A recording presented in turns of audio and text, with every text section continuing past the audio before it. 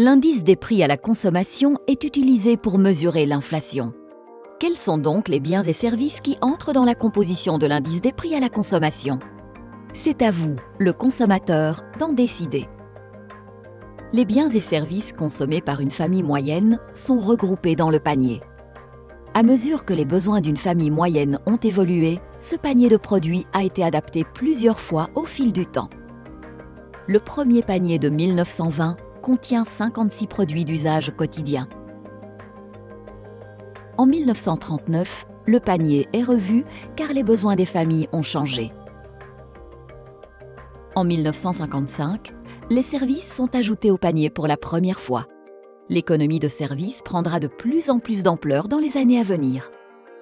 Au cours des années 1960, la société de consommation s'étend à toutes les couches de la population. En 1968, une enquête approfondie auprès des ménages aboutit à un doublement des biens et services. La 4e révision suit en 1976 et le panier double à nouveau à la suite d'une enquête sur le budget familial. En 1984, le panier est à nouveau élargi. Le nombre total de biens et de services s'élève désormais à 401. Depuis 1997, les taux d'inflation des pays de la zone euro sont comparés par l'indice commun des prix à la consommation harmonisé.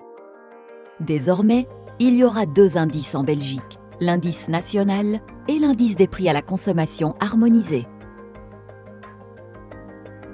La réforme de l'indice de 2006 a pour résultat de revoir le panier tous les 2 ans.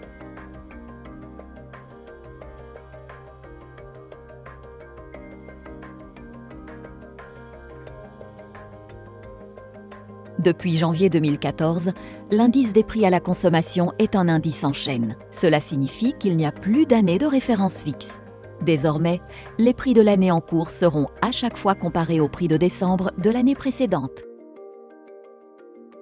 À partir de 2015, les données des scanners des grands magasins sont également utilisées, en plus des relevés traditionnels de prix.